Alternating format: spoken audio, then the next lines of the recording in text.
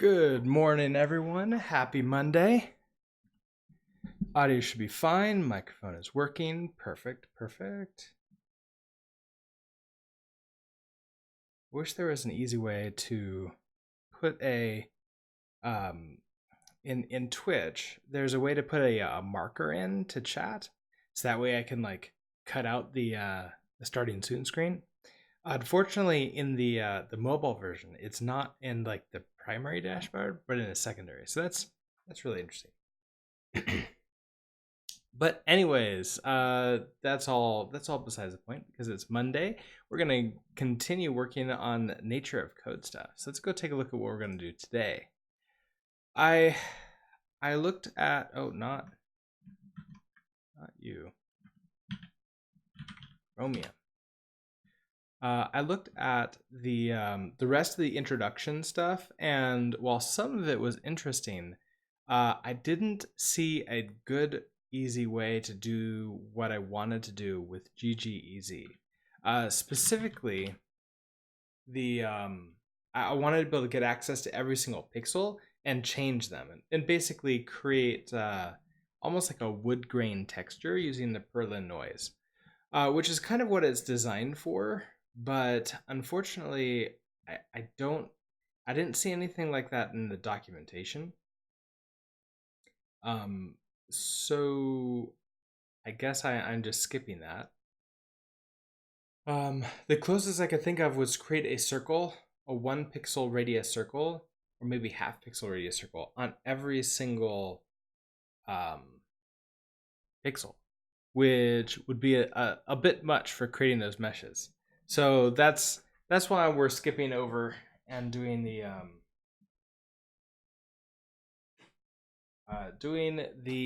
chapter 1 stuff now. And of course, we're not doing like every single exercise because the first bunch are things that we've done before on this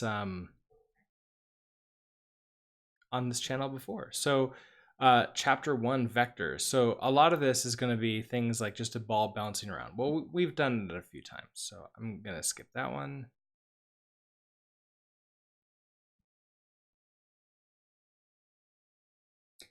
Then it goes through a bunch of the vector math. We did a lot of this based upon the deep learning. So more vector math. Then this is a direction, so like showing off that vector's direction, so getting where the mouse is. I definitely could do this in GGEZ, but I didn't really think that it was going to be that interesting. This is just literally the same thing, except using multiplication to cut the line in half, to scale it down. Now, magnitude is an interesting thing to show the distance. And magnitude ends up being pretty important later. So we'll probably have to figure out the magnitude, but I'm gonna worry about it like when we actually get to the spots we get at.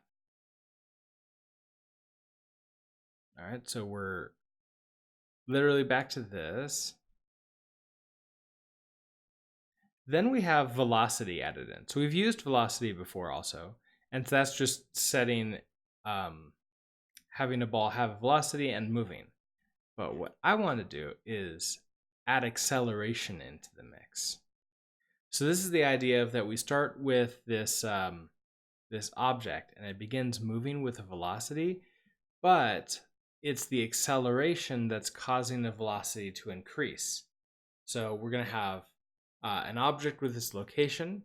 We're going to add the current velocity to that location, but we're also going to be adding an acceleration to the velocity constantly. So it just keeps on just going faster and faster and faster and faster. So that's kind of what we're going to be doing today.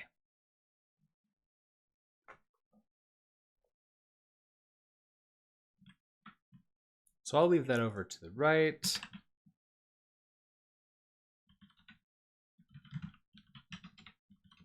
I already created a very basic project here. It's pretty much completely empty. We'll probably be using the library with this. One thing. Oh right, we had created something to help us out with that. What was that? It's our GIS.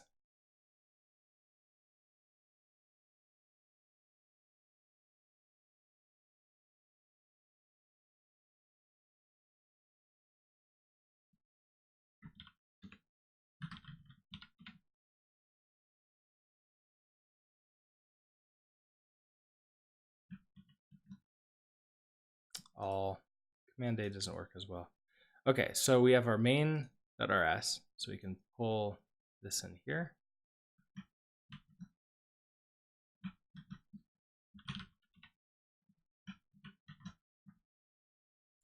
Now this is using Perlin noise. I don't really need to. Oh wait, this is using the name of my library. So I need to check that. In the cargo toml, and this is the fun name of the library.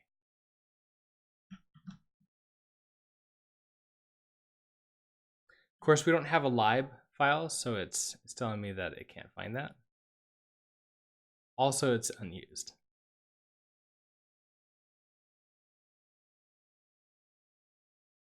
Okay, that should be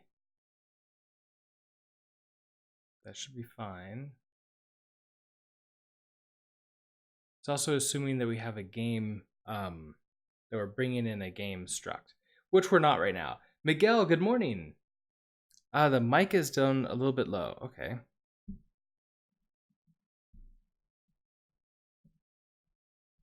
Let's try that. How's that?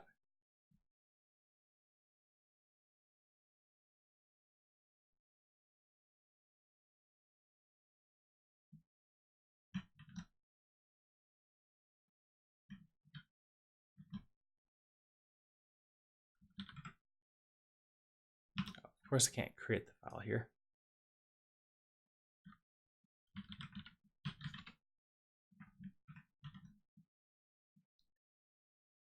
All right, so creating our struct, creating our game, better, awesome.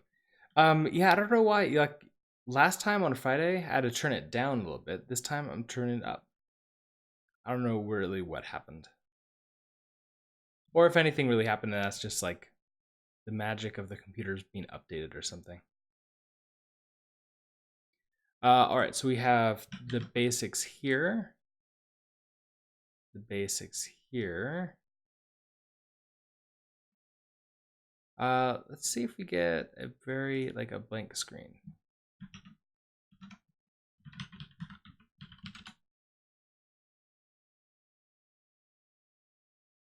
Use of undeclared type. Oh wait, you know what? I forgot to bring in. I have to bring in GGEZ.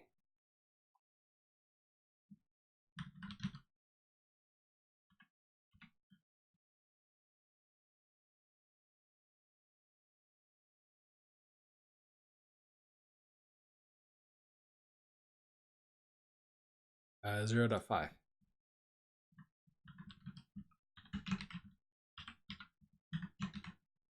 I don't think there's anything else that I need.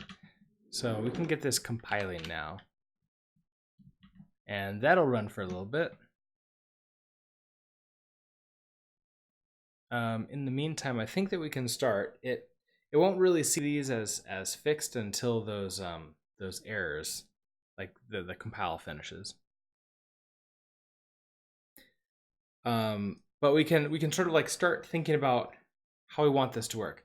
I'm thinking creating a separate struct for like the ball so that we could put all the math inside of it, and it's going to maybe look a little bit better. So that's like, we have this lib here. I'm really curious. Also, I'm curious if you can hear the fan behind the scenes. Because compiling all this stuff is cooking the fans on, is the computer's right behind the microphone.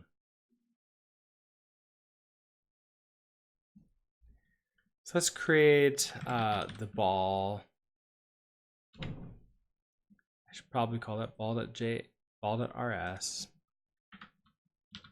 Not hearing it? Perfect. All right, so we're gonna have a struct ball. What do we need? We know we're gonna need that point thing. So we're gonna have to use a GGEZ, NA algebra, and a point 2. That's gonna be our location in this. So location, that's a type point 2, F32. We also know that we need to have a velocity.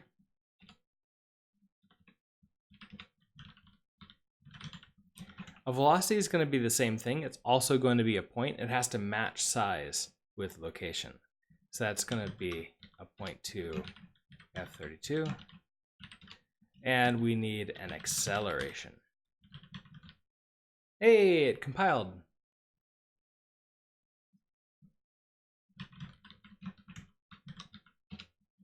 Point 2, and this is also an F32. I don't know if there's anything else we really care to add right now. We'll probably have structs for like running it, and then we'll display it in the main library. So let's see. And this is really just going to be the data for it. So we'll implement for ball. Well, I guess we have to have a new, right? So we have to have a public function new. Oh, it's pub.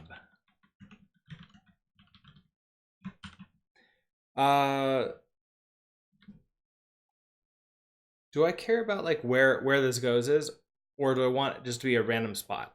I'm almost thinking like the center of the screen is going to be perfect. So I want so the window width of an F32, window height of an F32 would be really nice to have here. And we're going to return a new ball.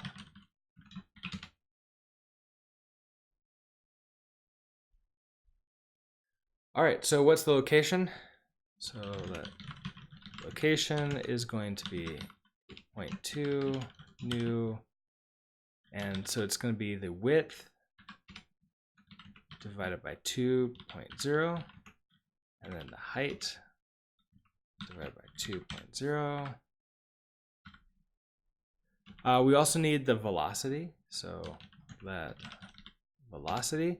I think we're going to set this to be a point 2 new with 0.0 and 0.0. So we're going to start like with nothing.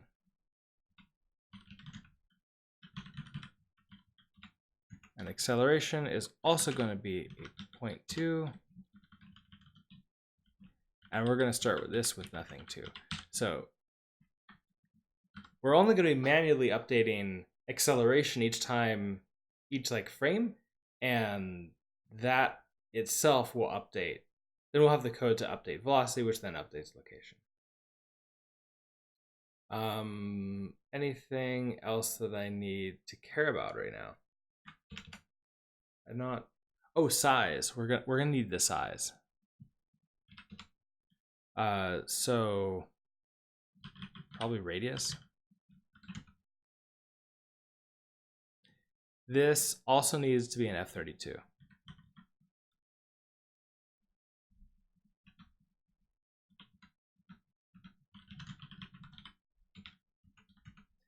I don't know, 50.0. And then we'll return a new ball.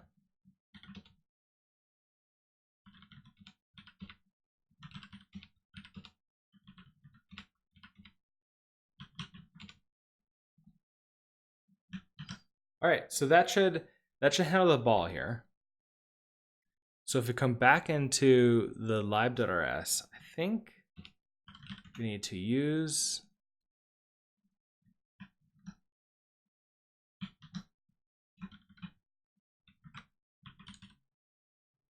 ball. I think that's how it works.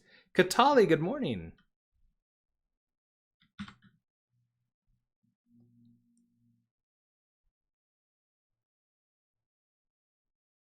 I mean, do I just have access to ball?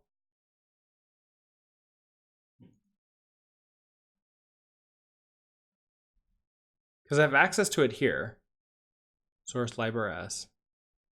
I don't have access to it here.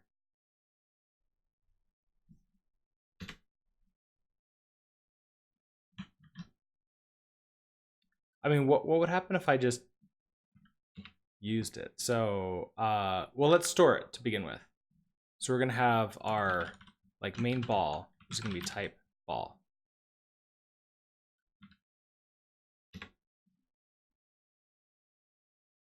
Yeah, cannot find ball. Of course not.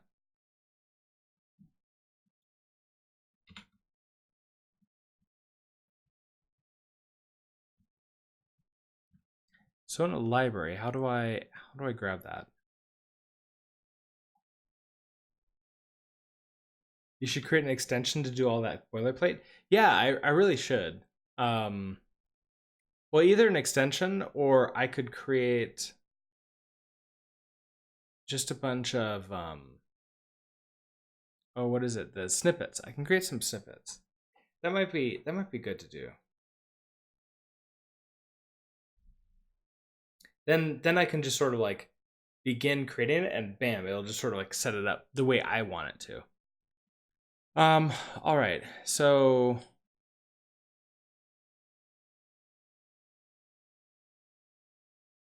what is, let's go take a look at this. So I want library use, it's just like another file.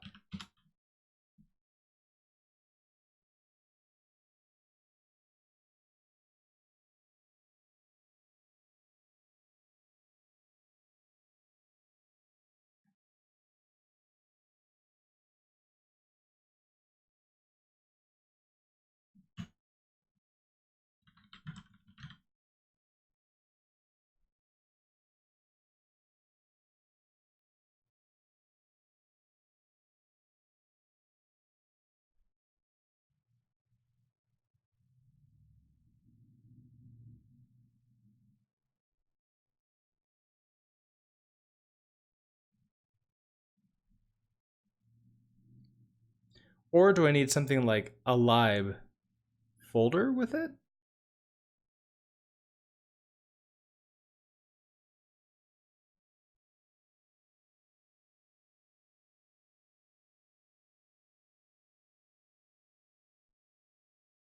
Okay, so we're like, okay, so the file name is librs. What am I trying to do? So I created this ball.rs file, and so I want access to this ball. Do I have to make this pub too? Like a pub struct? No, it was not public. I don't think that solves it here, but maybe that works now.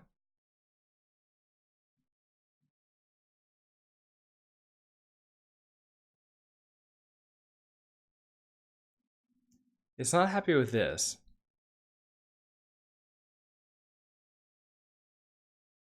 Ball is in scope, but this it doesn't know what it is. I kind of want to run this just to make sure it's not like an RLS thing. Okay, yeah, so it is. Use crate ball. Oh, okay, so instead of exercise, I can do crate. Well, we think, yes.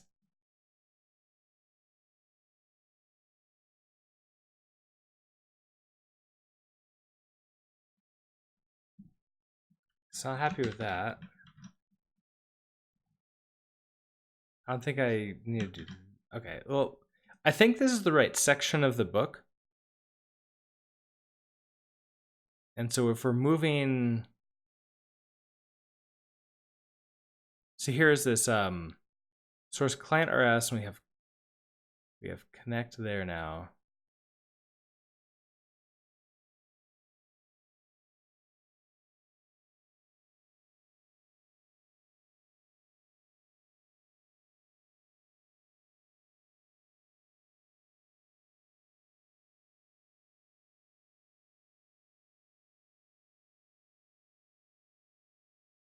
Is ball the name of the file? Yes, it's ball.rs.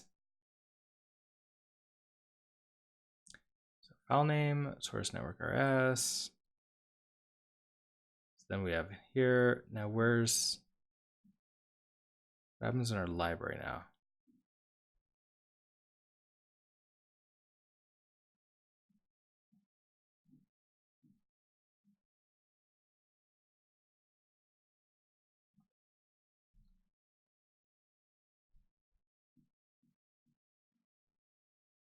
Okay, so we need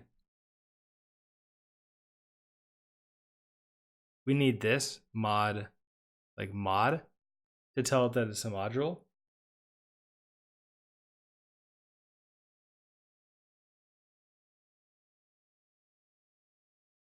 Use create. Well, yeah, I tried that also. I don't think this works because it also says unresolved import, and we can verify it's not just. Yeah, so it's no ball in the root. Do I have to do ball like lowercase and then ball uppercase?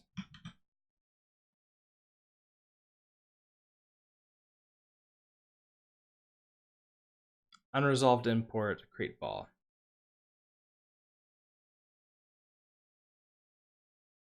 So it doesn't like that either.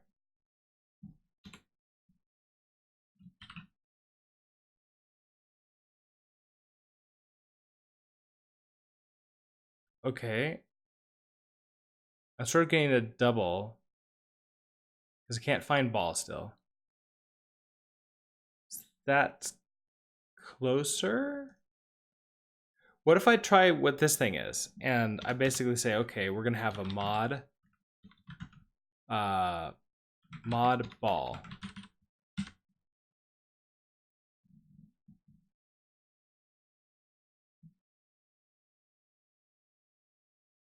Create ball.rs ball. Well, it usually doesn't need the .rs, so I don't think that's the way it works. But let's try this. So if I had mod ball,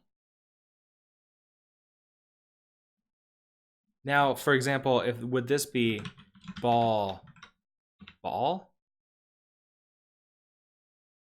Ooh, okay. So we're getting closer here. So I think I put the mod up here, and now I can use ball like that.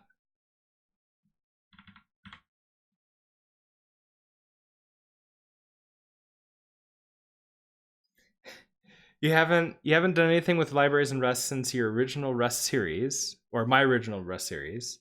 And then every time I use them, you say you're gonna teach them yourself again, and you never do. That's kind of how I feel. I constantly forget this. So I think it's this mod to tell it that we have a module file, which is over here, and then we can use this module to grab ball out. So that's how we're doing it. So it's the mod keyword. All right, so then we can let our ball equals ball new. We do have to pass it in the window width. So let's grab that too. So window width, window height, and that's going to be equal to context. Okay, so it's context. Wait, no, it's not context. It's graphics. I keep on thinking we're gonna hand graphics. So it's graphics and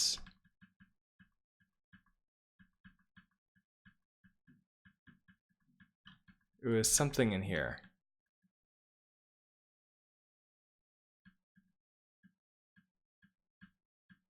It was something like drawable size. Yeah, drawable size, and then we hand it the context.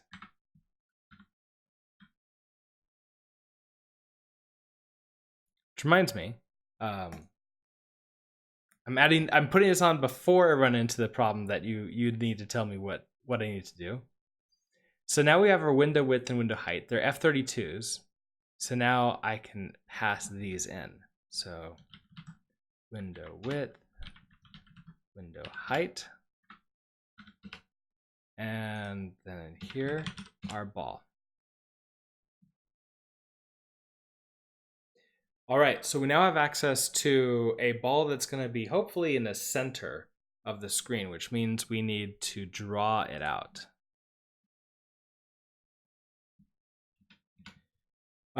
So let mesh. I finally realized just to have this mesh here, just plain mesh, because you could draw like everything on the screen all into like the same mesh using the mesh builder. So I am learning that a little bit better.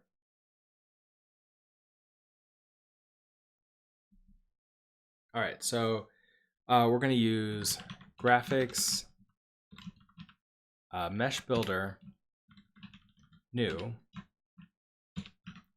So we want to build a circle. So this is going to be a circle. So our draw mode, this is going to be a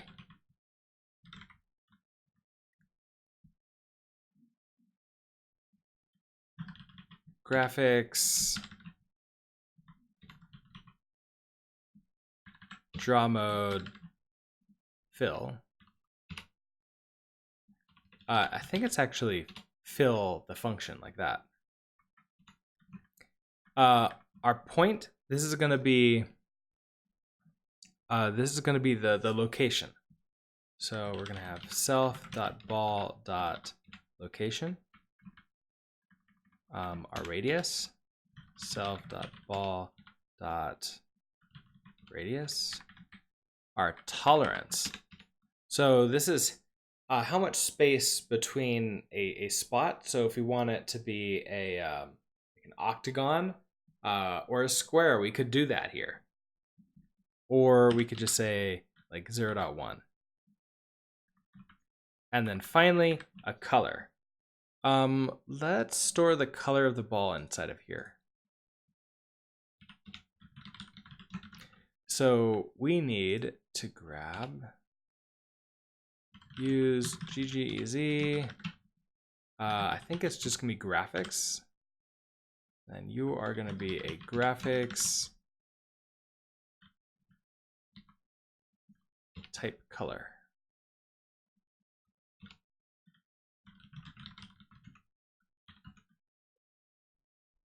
Well, for right now, I'm just gonna use the enum to make it white, but we could also make it a random color at a later time. Of course, if we do that, we have to bring in the random number generator, and I don't know if I really feel like that. So let's just do graphics white. And we'll add in color. Which means color is now available for us here. So this is going to be self.ball.color.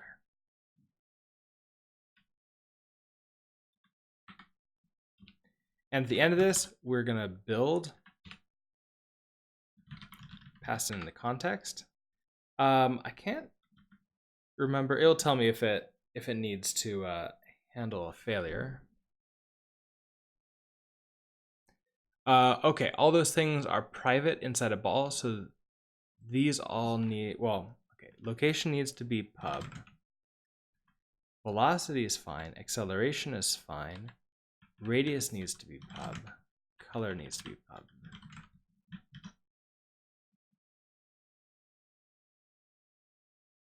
And then we're gonna draw.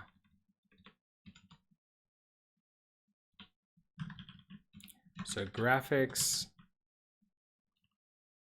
we're now gonna draw, we pass it the context,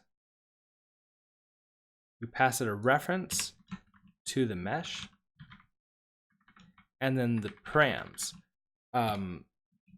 This is a tuple.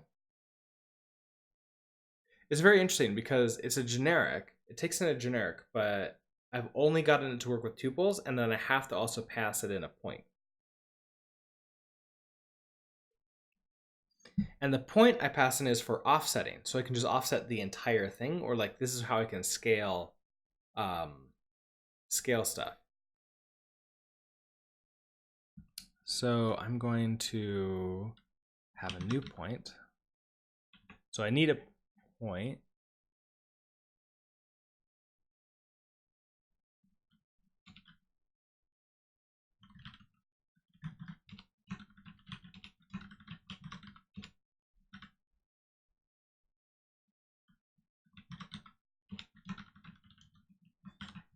And we're just going to put 0.00.0.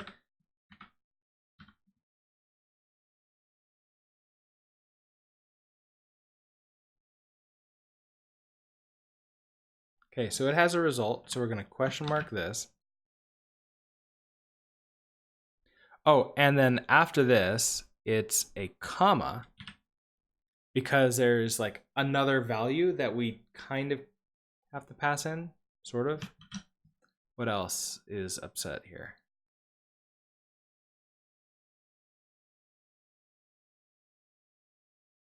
I don't know if it's caught up with the question mark. Let's try running this. See if we get a ball in the center of the screen. No, okay, so the trait drawable is not implemented. Oh, I need to pull in.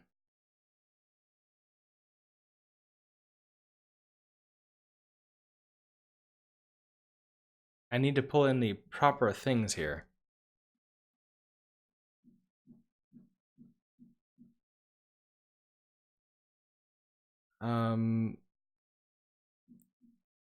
So I need, I guess like GGEZ graphics drawable needs to be brought in.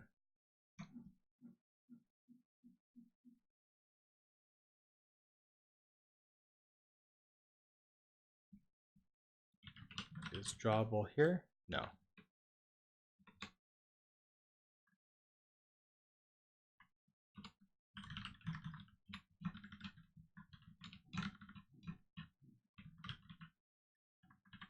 Drawable.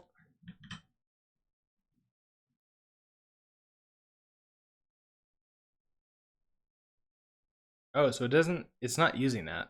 So that's not what I needed to bring in.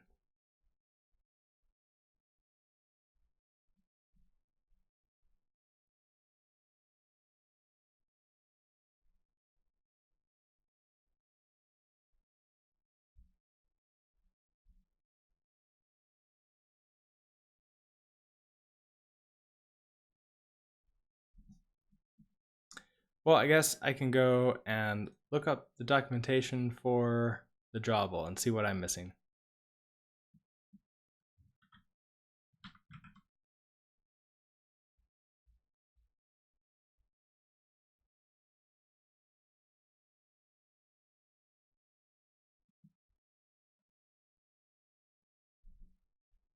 All right, so we have Mesh Builder new. They're bringing that in, but it's not exactly what I'm. They're just bringing it in so they can use it here without the GGEZ graphics. So I'm bringing in graphics.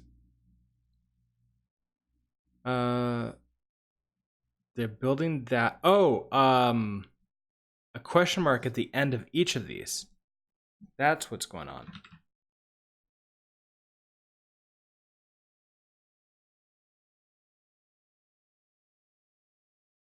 Or maybe not. So line. Yeah, take a look at this. It's create. So we create a new one. Graphics Mesh Builder, new. Align. And a question mark.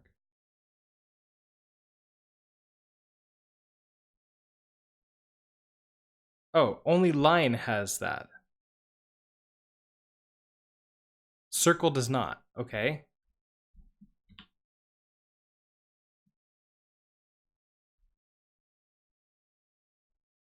Graphics draw needs a question mark. So now what are you upset about? Right, it's the same thing.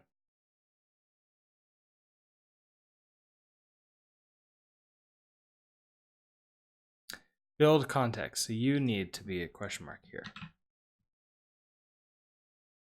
There we go. So I don't really need you.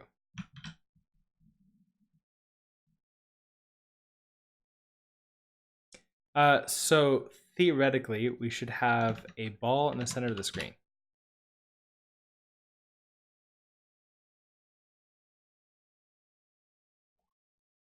All right.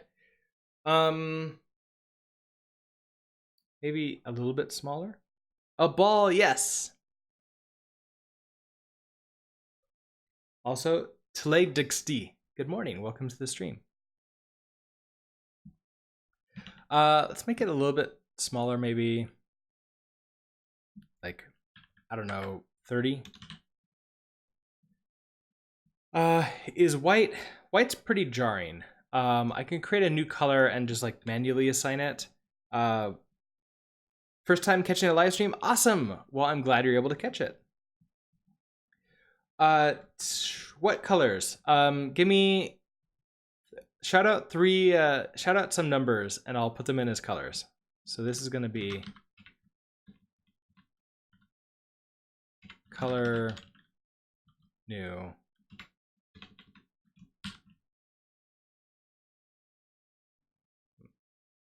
You're not helping me there.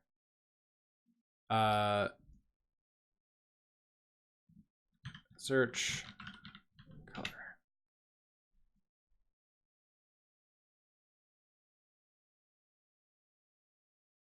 Yeah, it's okay, so there's new color off of here. It's RGB based. Yeah, RGB based. So I need 3 values. It's gonna be between 0 and 1, it looks like. Or I could just do RGB, from RGBA, or from RGB. That's what I'm gonna use, from RGB. So color from RGB. And these are gonna be from 0 to 255.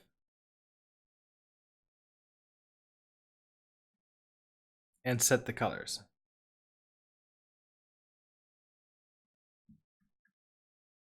$185. All right, 2 more.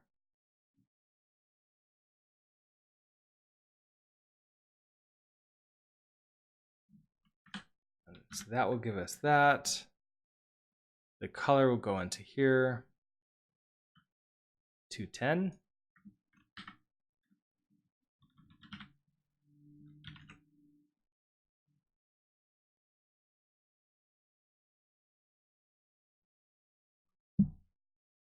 Then 42. All right, the answer. Now you're upset. Failed to. Oh, right. So I need graphics color.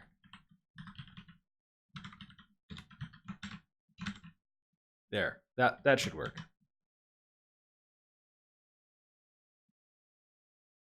So I'm curious what that looks like.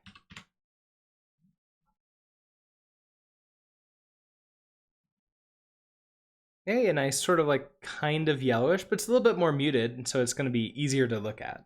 So I like that.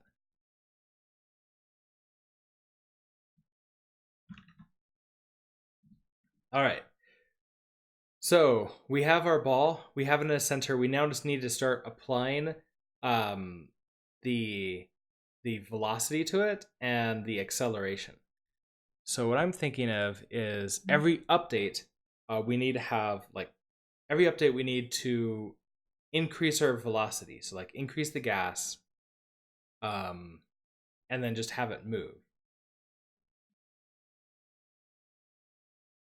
And the acceleration, I'm not going to be scaling. I'm just going to be making it increase.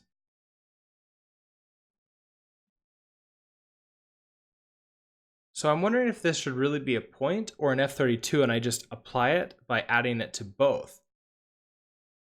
So that might be best. Just make this an F32. I'm actually curious. What does nature code say that my acceleration has to be? Oh, it's a p vector also. So they're all p vectors. So nature of code is written in processing. So that is something that, like, if you're following along and you get this book and you're reading through it, you do have to, like, I'm converting this over into Rust. And let's see, acceleration is just a very small amount. So the acceleration is also going to handle our direction for us. So that's all we really need to know here. So this is indeed a 0.2. So acceleration, we're going to have this be what direction? So they're having us go negative x. That's to the left, and then a positive number. So left and down. So we can do the same thing. So negative 0.001 is, I don't know if this is the right number. I'm not going to be doing the scaling thing this time. We'll just sort of play with really small numbers and see if that works. So that'll be straight down. I don't want that.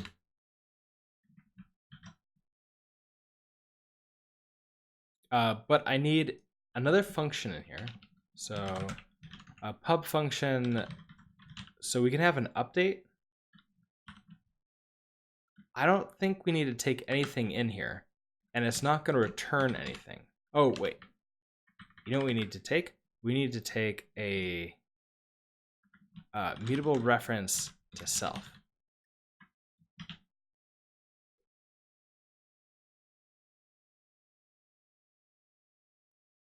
And so the reason for that is so we can update everything else. So velocity. So the first thing we're going to do is we're going to update velocity. So self.velocity. So I don't think we have pluses yet. So I can't really do something like this. Self.velocity equals self.velocity plus self.acceleration. This would be really awesome to have, but I don't think that our points implement. Yeah, so N algebra doesn't implement the trait standard ops add. So we could try to implement that trait for it, or we could just know what it does and do this behind the scenes. So self.velocity.x equals self.velocity.x plus self.acceleration.x.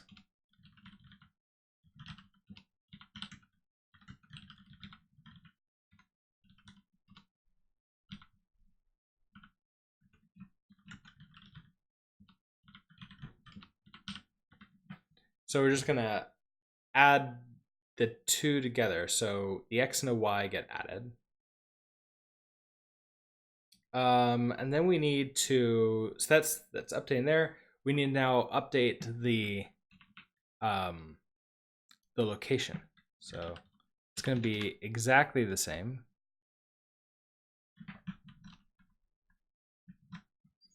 Except you are going to be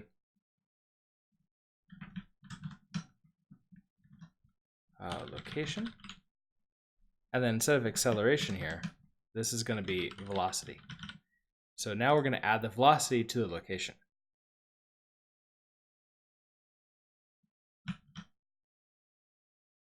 And in lib,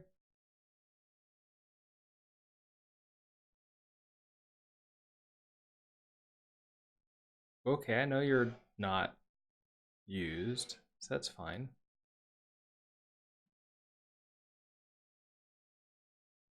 In our lib here in update, we're just going to run self.ball.update.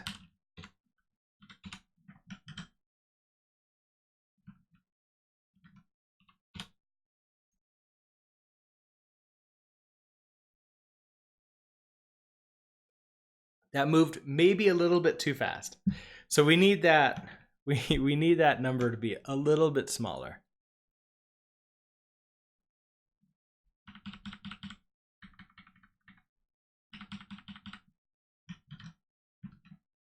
That's 5 zeros. That might be, that's probably like way too slow now. That's a huge amount of speed difference.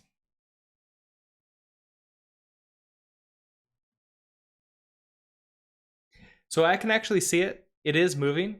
It is very slow, but every single frame it increases by that acceleration amount. So it's going to get faster and faster and faster and faster.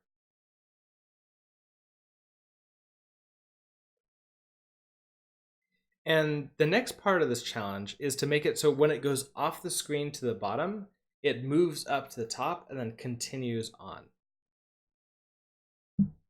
So that way we are we're looping. So that could be in this update for the ball. We need to check to see if it's off the screen, which unfortunately means we need to also take in the window width and the window height.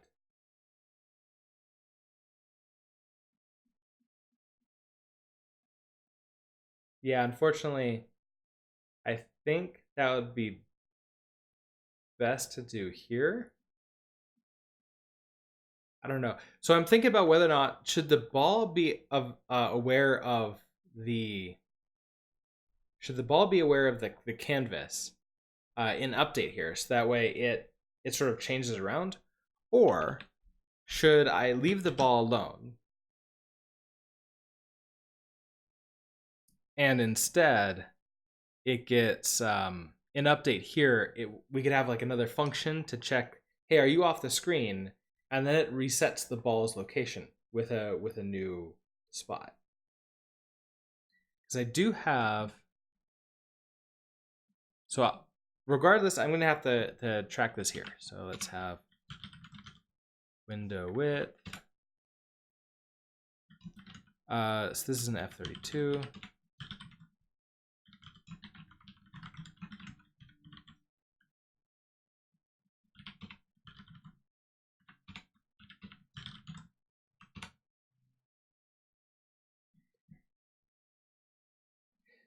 I'm thinking of maybe like keep the ball really, really, really like dumb, so it doesn't have to know about the canvas that it's in. Which means that we're gonna have to take care of that sort of redirect for it here. Your intuition says that the enclosing structure should manage that. So you mean like here in the library, because it's enclosing around the ball. This enclosing structure is the one that knows about the canvas size. The ball doesn't have to know about that at all. It just knows that it increases its its acceleration and velocity and location.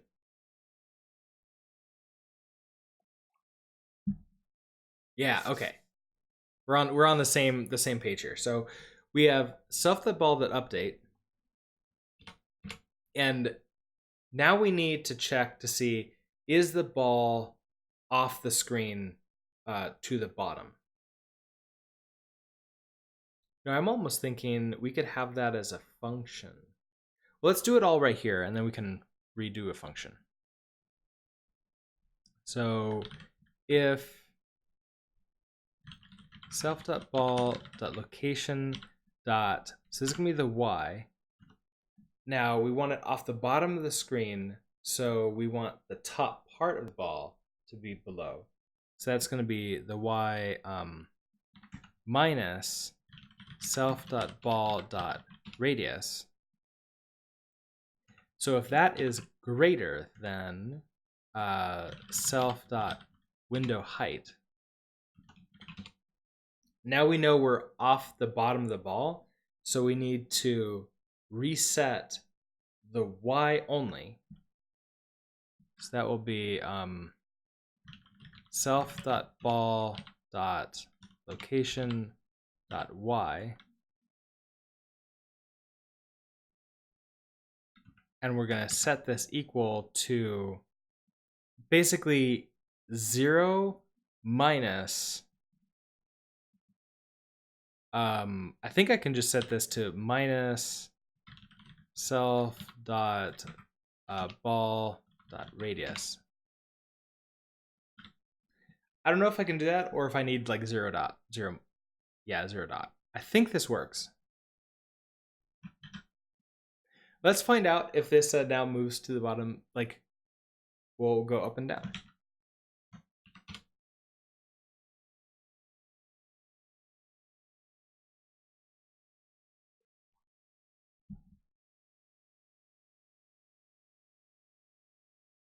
I should probably increase this so that we don't have to wait so long for it to get to the bottom of the screen.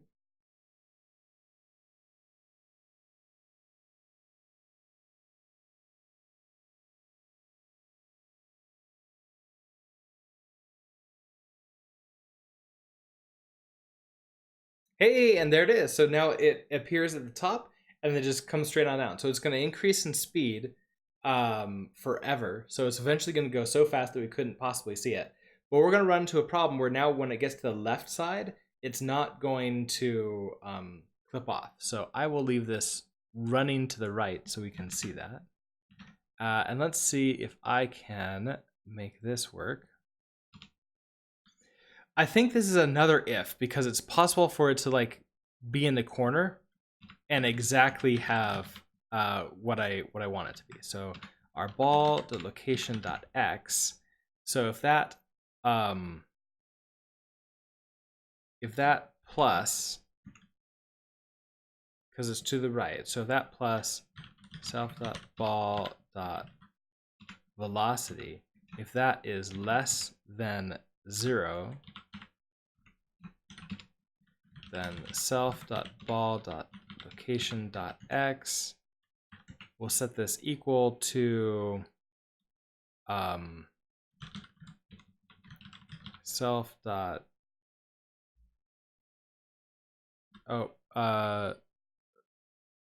velocity radius. That's what I want, not radius. Okay, so self dot window width plus self dot ball dot radius. So that should do that. So now when it hits the left hand side. Now this is a fairly simple one. It's assuming the ball is always moving down and to the left. Because if we move to the right, it will never be to the left of its screen, so it'll never wrap around properly. We could fix that. We probably will. Let's go ahead and remove a few zeros from this. And we can actually make this move even more to the left than down.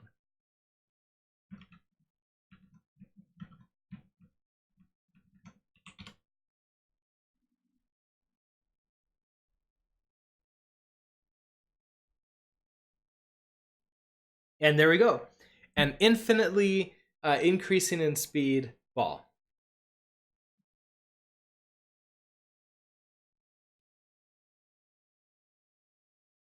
It is fun to watch how like it ends up rendering, or it looks like it renders multiple times, but it's just moving a lot until eventually it won't be seen at all.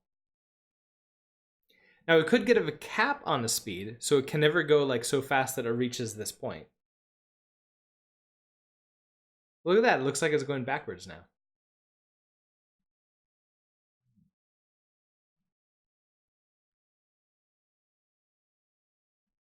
All right, so we have that. I'm thinking in this library, we don't necessarily want this logic in this update here, but we don't want to put it in a ball either. What if we create a function down here?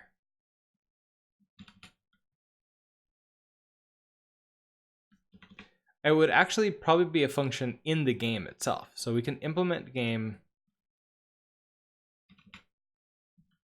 and we can have a, I don't think this will be a public function because I think we can access private functions here. So I'm going to call this wrap. So like wrap screen. Is that a good name? I don't know.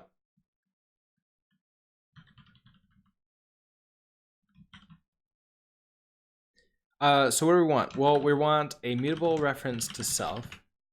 And that's going to give us access to the window height and the window width. It's also going to give us access to the ball. Pretty much, we don't really need to take anything else in. We want a wrap screen. Oh, we probably want a wrap screen for the ball. So we want to know which thing it is. So we're going to take a mutable reference to whatever object it is. So in this case, it's the ball. And I think the way it works is we're going to do ball, and this is a mutable reference to ball. Theoretically, I could have this be a generic, and then one function that can handle if we have like many things, many balls on the screen, which we could try after this. Right now, I don't think I need anything at all because we only have balls.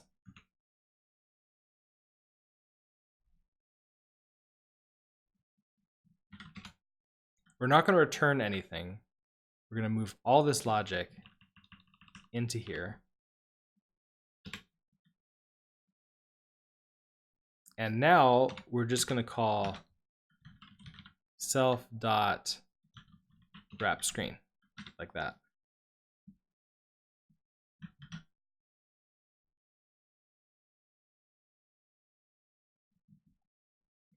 And so nothing should change. Like this should still work exactly the way we expected it to.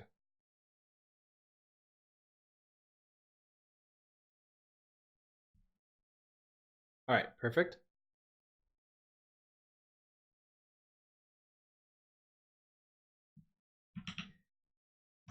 And do I want to create like a whole bunch of these? If I do, I could then also have it move in completely random directions, and we can make them move really slowly. So we could add back in the super slowness of it. So if we do that, we need to bring in rand and set the acceleration to whatever we feel like.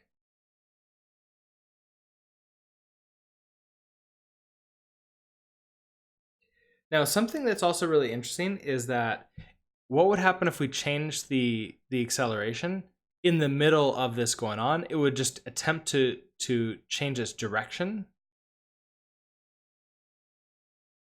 But it would have like a smooth movement. So if it's like moving down, and we say like now move up, it would sort of like go like that. So we have some time. We can do something interesting like that.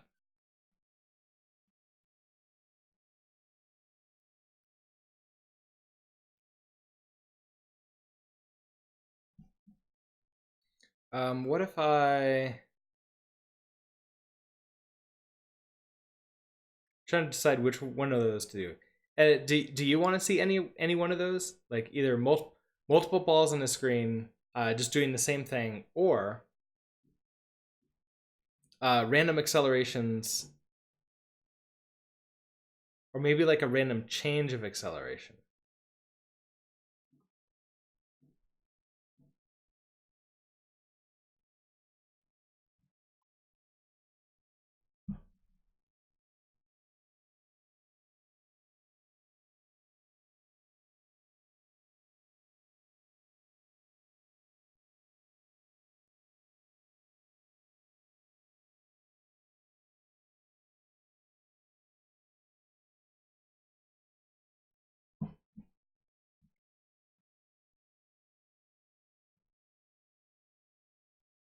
Random acceleration. All right. Let's bring in rand.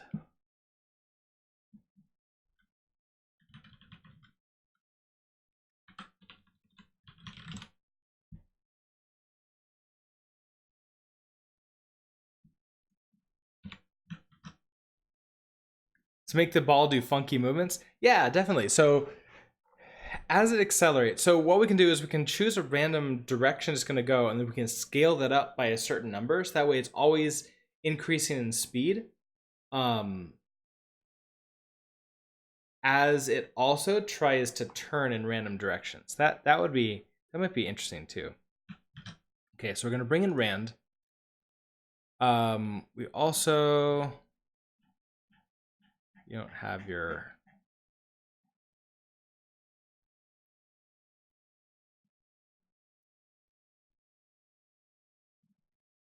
so the ball can handle this because we don't really care about, the library doesn't really care about this. The ball is like, I'm just gonna choose random directions here. So we need to pull in, use rand prelude star.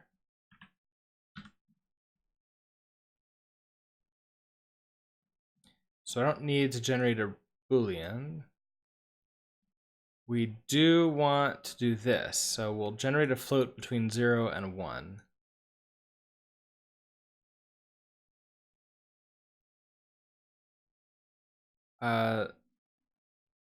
I guess we could also store the random number generator inside the ball.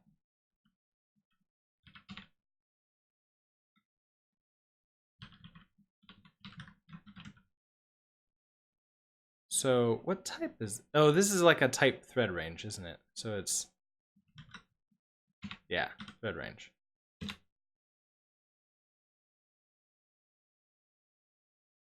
And then in here,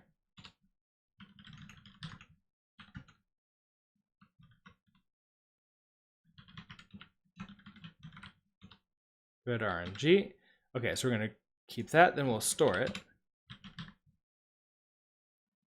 This means that we can now also have a random number created for us for color if we want to. If we get to like multiple balls, then I'll definitely do that. Now we can generate a random number between 0 and 1.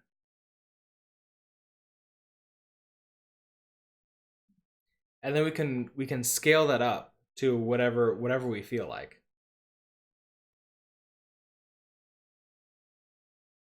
So I'm curious, what happens if we just, in update here, before we increase the acceleration, what if we, or before we increase the velocity with the acceleration, what if we just change the acceleration? It can't be something between 0 and 1, can it? No. So if we say self.acceleration, what if we just reset this? Like set this to a new point.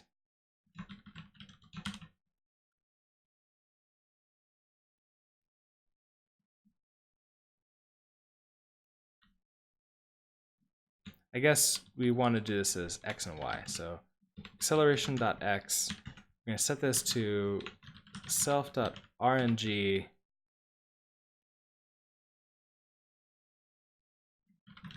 .gen. So that's a number between 0 and 1. That's probably too small. But let's try it. Let's see what happens.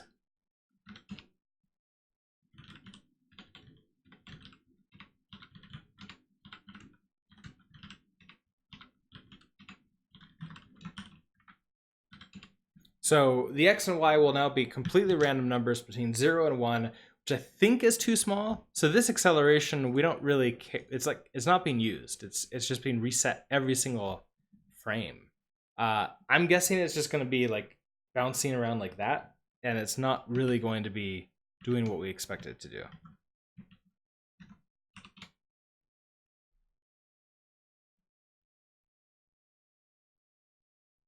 This is also way too large for what we're doing. So we need this to be multiplied by like 0.001.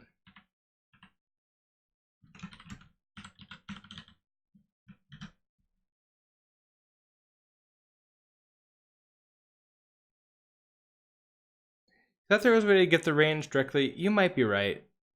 It's probably under RNG.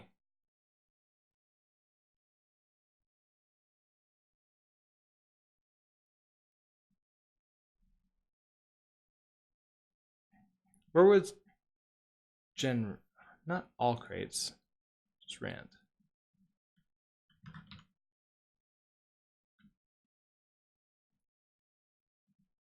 Okay, so gen range generates random value in the range low high.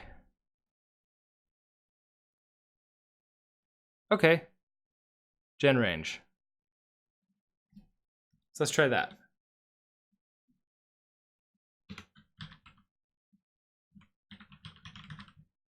Okay, so gen range.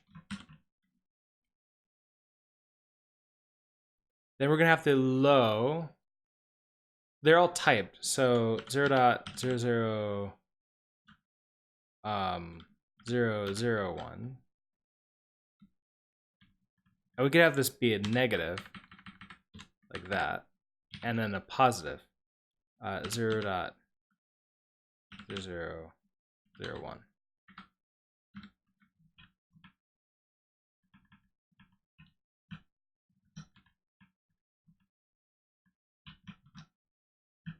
All right, let's try this.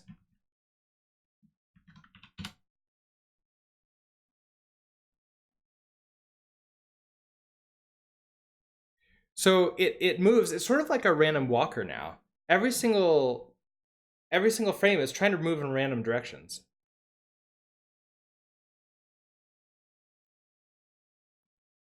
But once it gets a velocity going in a certain way, it's going to be hard for it to stop.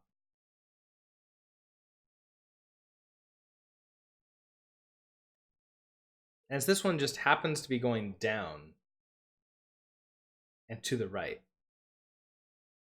Which means we're going to have to fix that so it comes back on to the left from the right. We'll see whether or not it ever wanders back into the left side.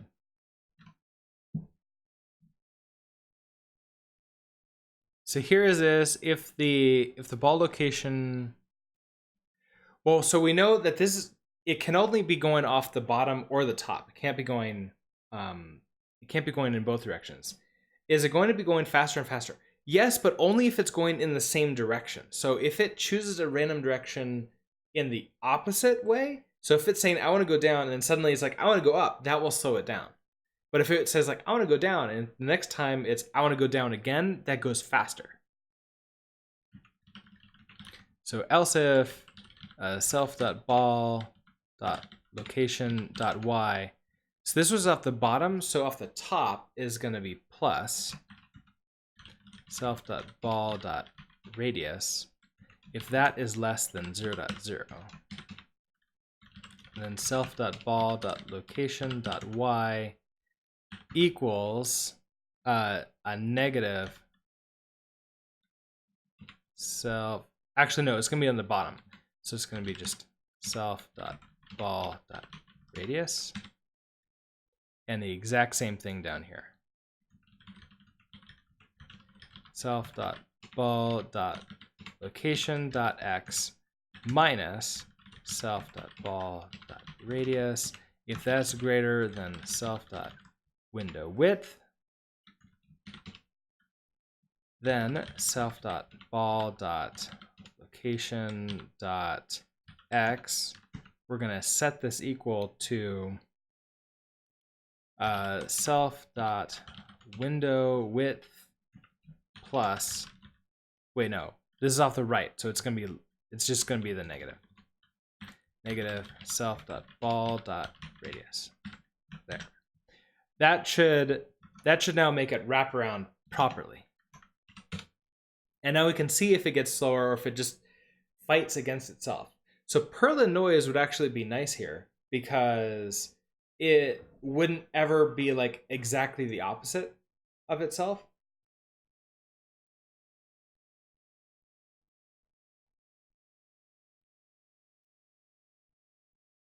It's thinking about going off the top. Oh, no, back. So yeah, it's just going to randomly walk around, but its movements are going to look really smooth because it has that acceleration.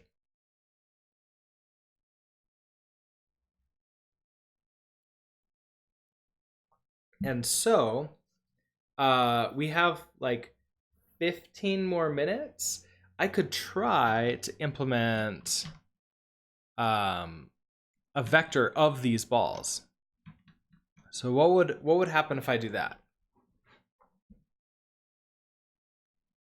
So if I have ball is actually going to be a vec of ball. And so when we create this,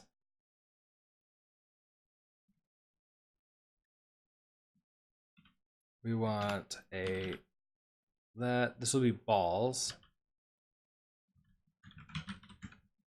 So let balls equals vec. Actually, we're just gonna vec. It's gonna be empty, and then we're gonna be for. I don't really care what this is, but this is gonna be 0, 0 dot, like let's say 10 of them.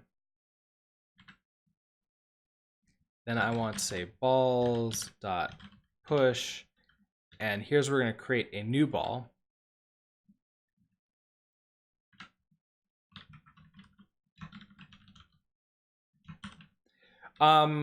We can start them all in the center, so that might be interesting to start them all in the center, and they all sort of like spread out. But we could also later on start them in a random spot in somewhere in the middle.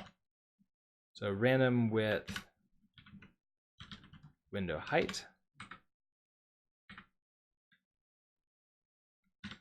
So that pushes into there, and then we have these balls here. Now that I have those, I need to tell them. So wrap screen is yelling at me because we need to loop through all these balls to update them. So we need to do for ball in. I think I can just do self.balls. Do I need a iterator to convert it into an iterator?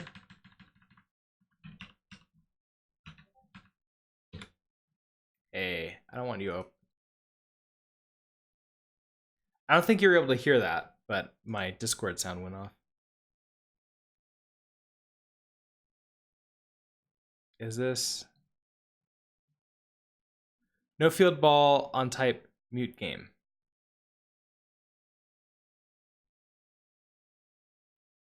Oh, right, because it wouldn't be self anymore.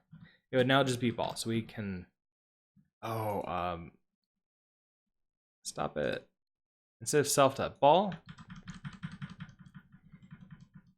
it's now just going to be ball.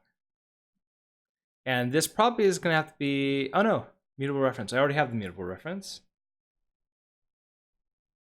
The ball is going to be, oh, I wasn't paying attention.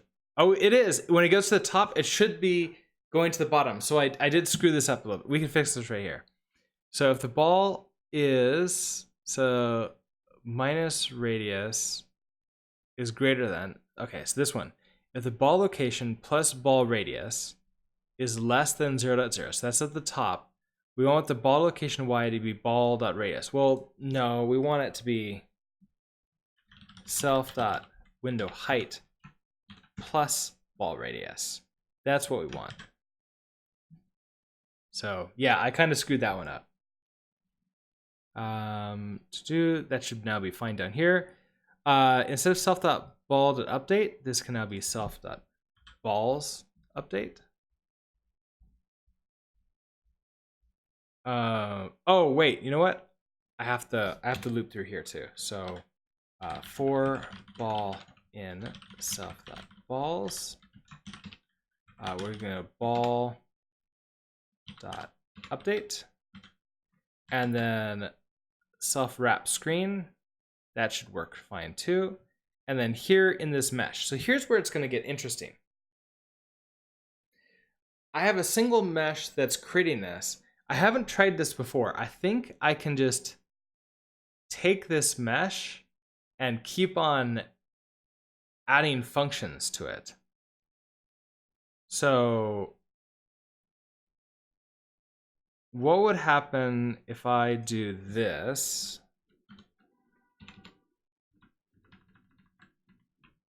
I'm going to just comment you out for a second.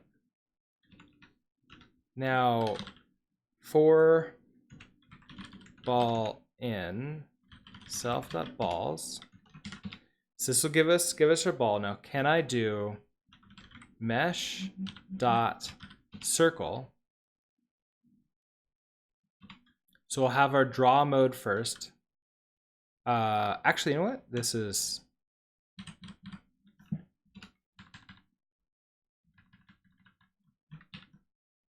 So move you up like that. So I want mesh.circle. So run mesh.circle on it. Add all of... So fill... Expected...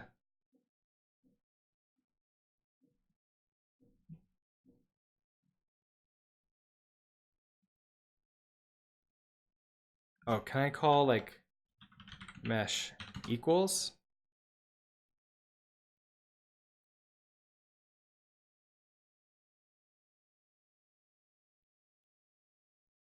Oh. What are you upset about? Found mutable reference to mesh builder.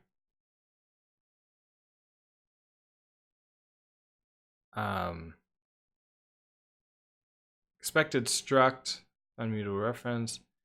So I was hoping that I could just run these all at the same time. I haven't rerun this, which is why it's still going crazy. Oh man, I was hoping that I can just like run all these things and then build and sort of like set this up like this. Do you need to be mutable? So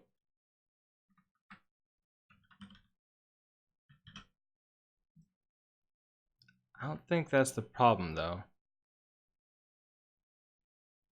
Expected struct graphics mesh builder found mutable reference. Doesn't know how it like it.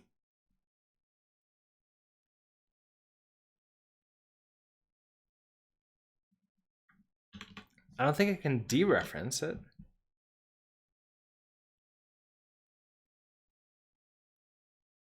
Yeah, found type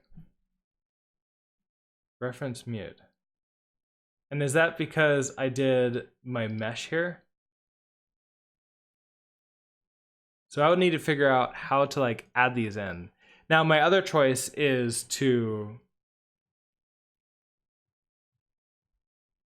store the meshes and like loop through and draw them all separately, which kind of sucks. But I ran out of time and I don't know exactly what else to do. So I'm just gonna say meshes. This can be a blank vector. We're gonna loop through the ball.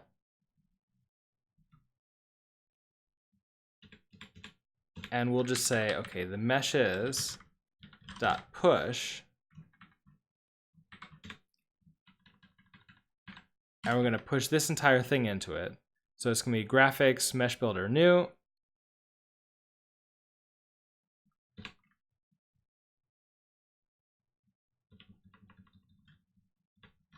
Dot circle.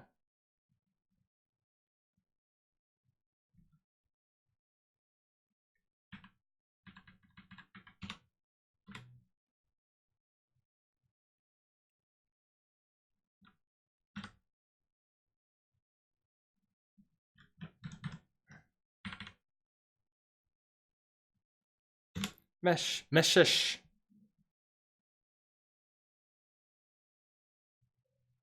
You know, like that? Expected. Oh,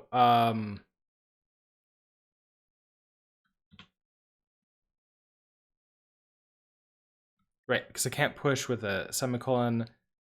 This push should have a semicolon. Then, I guess we do need to build off of each of these, don't we?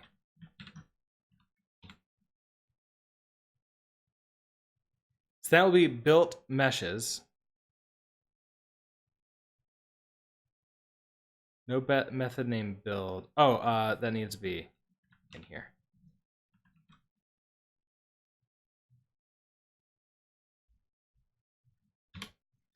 And then in graphics draw, we're going to loop through. So another loop Actually, I could probably just draw all these together at the same time then, can't I? I think the appropriate way, because if I ever add different meshes, I would want them all at once, and then these ones would be another loop. So this is like maybe a little bit weird. So for mesh and meshes, we're gonna pull you in. Graphics draw our context, a reference to the mesh, and then nothing there. Okay, so what are you upset about? Cannot move out of self balls. Okay, yeah, so I don't want to move. I want you to be a reference. You cannot borrow meshes as mutable. Okay, so I need this to be mutable.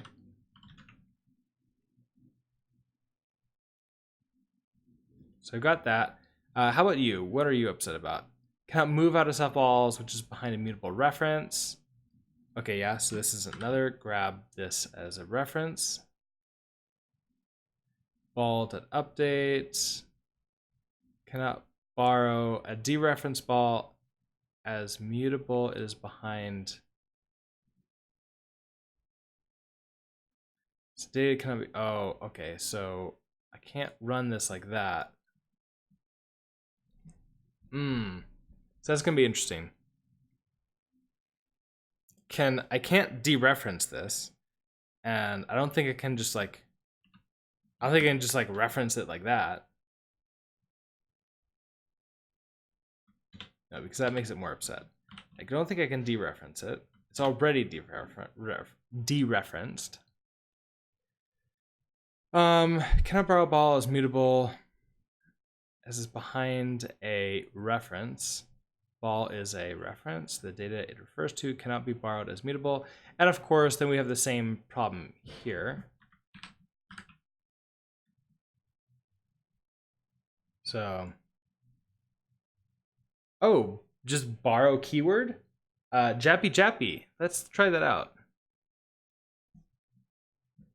Now, where would that be? Is borrow at mute, like, would that be here?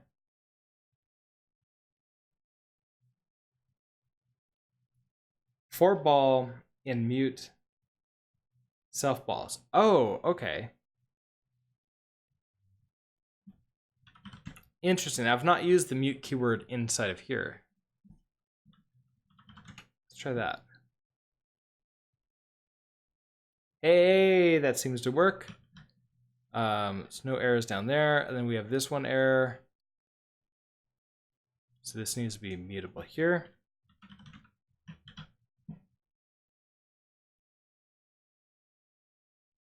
So the ball isn't being used anymore. We have 10 of them. I don't see any other errors. Let's see if we got it working.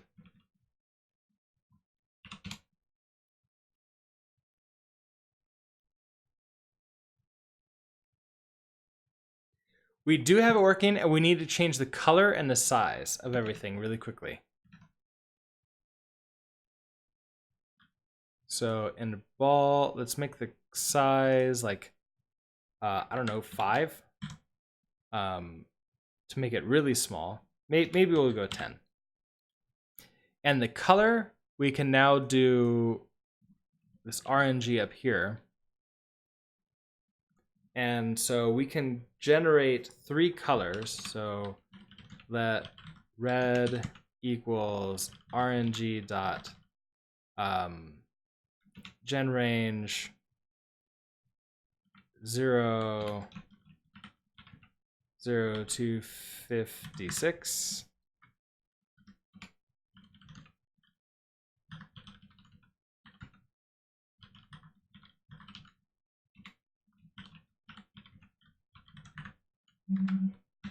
What are you upset about?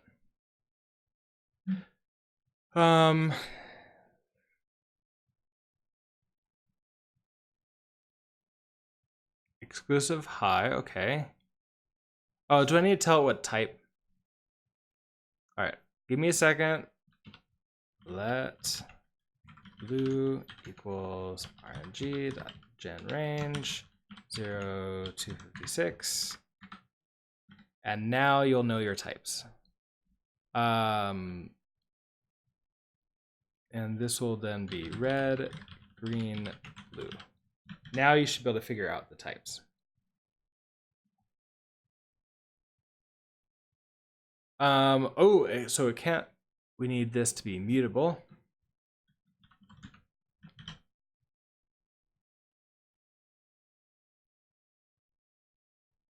Oh, it's out of range for a U8. Okay, fine. We'll just skip possible black. I think we ran into that the last time too. All right, so we save that, close U.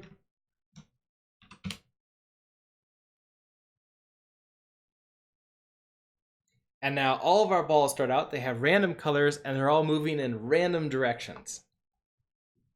And they're all sort of separate out. And it's a very interesting sort of, I mean, I can see it being like a little bit artistic. I have like a couple minutes. I can even, coming back to here, and say that we want 100 balls. Wonder how this would work. If it's gonna kill the computer or not.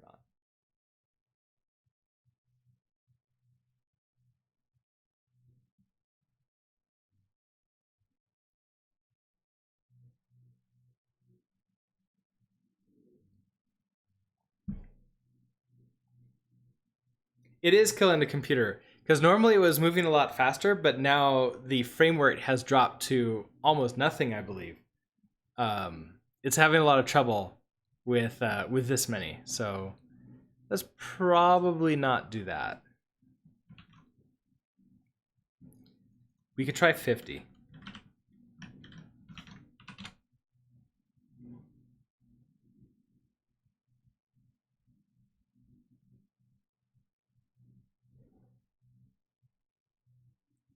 It's still a little bit slower because the frame rate has dropped so much, but at least now we can see them all moving separately. Put updating on a separate thread. Rust is good with that. I don't know if I can put the update on a separate thread because it's in a game engine. That would be a really interesting idea.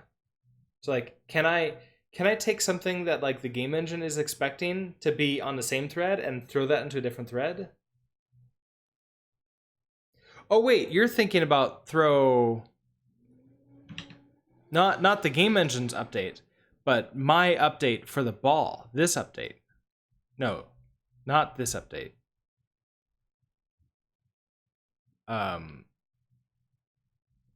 This update. Or balded update.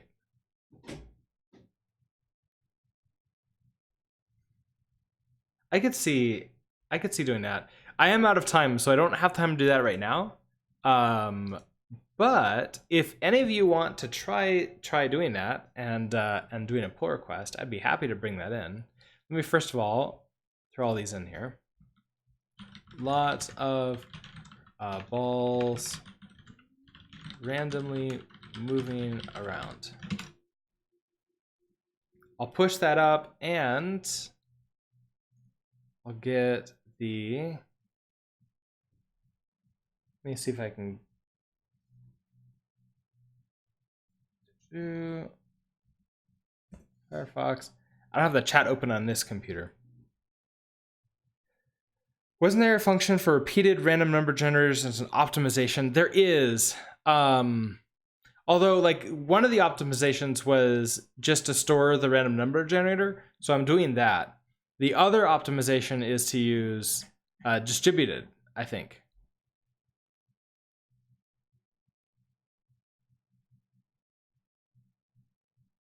It like mentioned it somewhere. Uniform. Oh, uniform. And so I can also choose that too.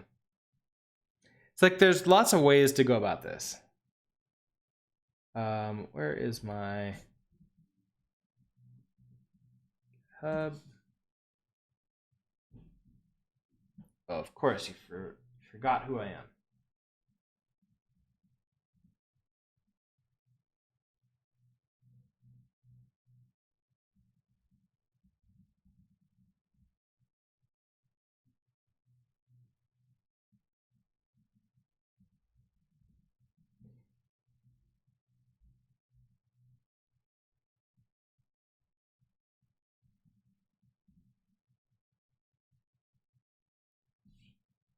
What's this? What is this under?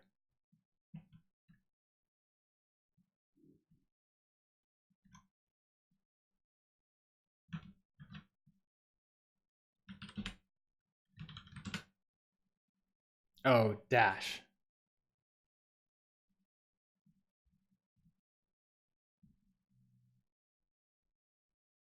There it is.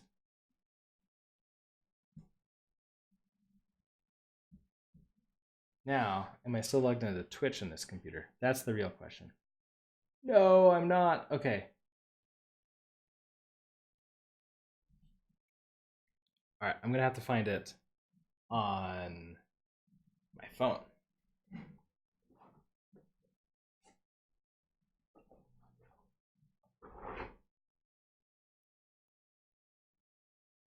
Would definitely like to see the multiple thread. Pretty cool to see some large number of circles floating around, changing direction. Oh yeah, I could bring that back. Maybe even size, color, and alpha. Oh yeah, so this type of thing creates really amazing sort of like random art type stuff. You know what I could do is, give me 1 second. In fact, you know what I'm going to do? I'm going to switch over to the ending screen, and that way I can cover my screen while I'm getting all of this the link to you. That's a better idea. Now I can open that other browser. Yeah, I really do like that idea of going through and sort of like seeing the artsy thing. So I want nature of code and Rust off of Brooks builds. Copy that URL and paste that into chat. All right, so here is a link to the code. Feel free to sort of like poke around, see what you want. If you want to do a pull request, I'd be happy to pull that in for any of those changes. Or if you just want to like make the change, run it, and like get a GIF or something of it running, and like tweet at me or anything else. I have a link to my Twitter. I'm also archiving these all up onto YouTube. So my next planned stream will be Wednesday morning. I'm trying to do the Monday, Wednesday, Friday thing. If I can't stream, I usually post that the night before. With that, I've got to go get ready for work and do my day job thing. So I'll see you all next time. I hope you all have a great day, and that'll be it. See ya.